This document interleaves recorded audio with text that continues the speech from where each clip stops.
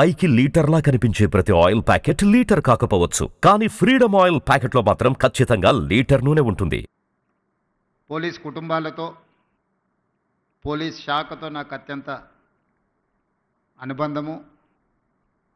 ఆ శాఖలో ఉండే సిబ్బంది యొక్క ఆలోచన విధానము నాకు ఒక స్పష్టమైన అవగాహన ఉన్నది. ఎన్నికల సందర్భంలోనే ఎలక్షన్ మేనిఫెస్టోలో నేను ఈ విషయాన్ని పొందుపరచడం జరిగింది.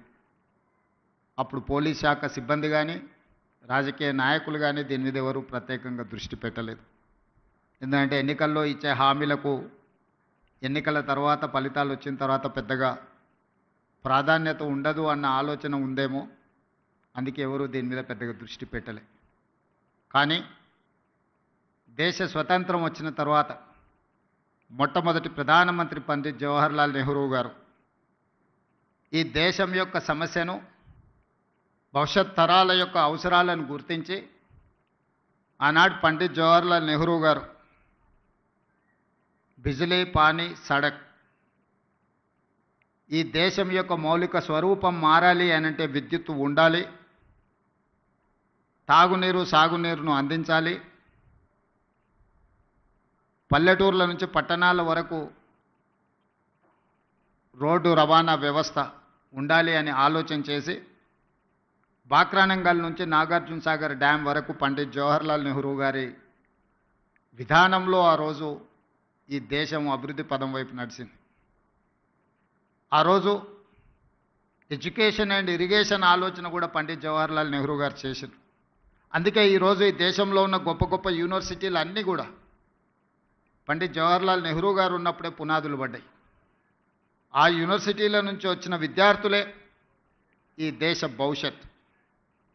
ఆనాడు నిర్మించిన సాగునీటి ప్రాజెక్టులే ఈ దేశం ఆకలి కేకల నుంచి ప్రపంచానికే ఆహార ధాన్యాలను అందించే స్థాయికి ఈరోజు ఈ దేశం అభివృద్ధి చెందింది అంటే ఆనాటి మొట్టమొదటి ప్రధానమంత్రి ఒక గొప్ప ఆలోచన చేసి ఒక దార్శనికత చూపించడంతో ఈరోజు ప్రపంచ దేశాలతో పోటీ పడగలుగుతుంది.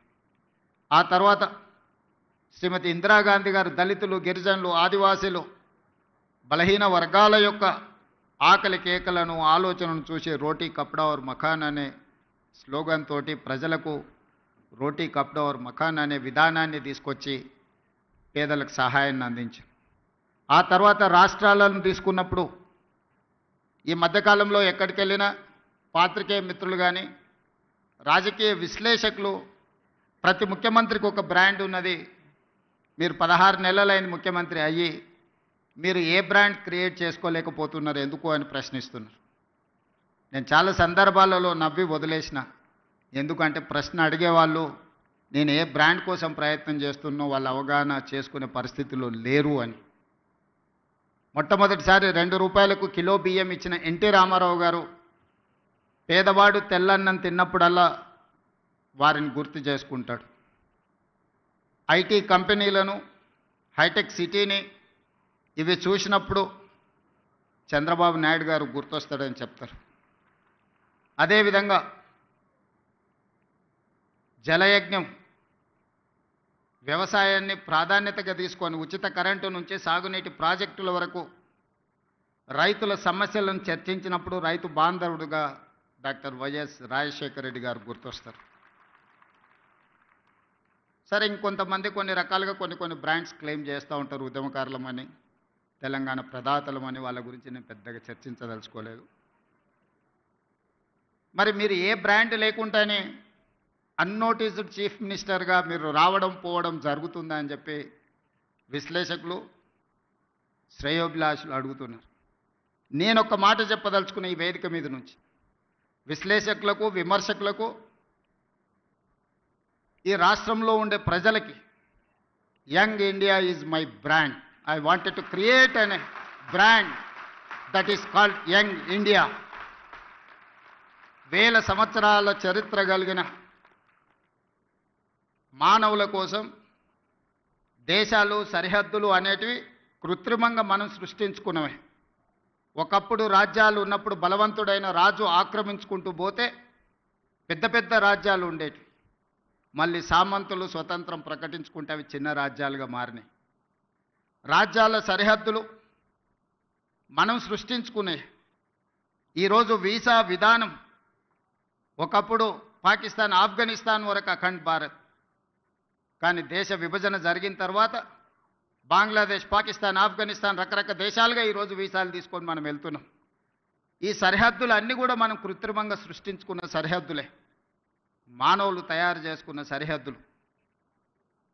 కానీ వీళ్ళందరికీ అవసరమైన అవసరాలు ఏమి?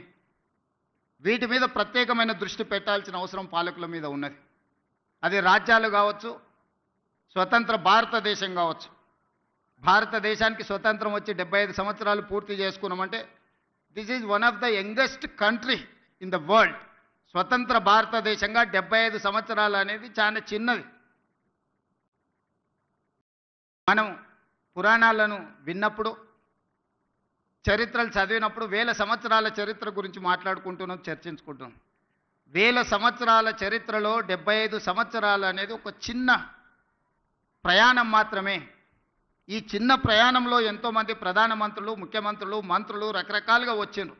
కానీ కొద్దిమంది మాత్రమే చరిత్రలో నిలబడ్డారు.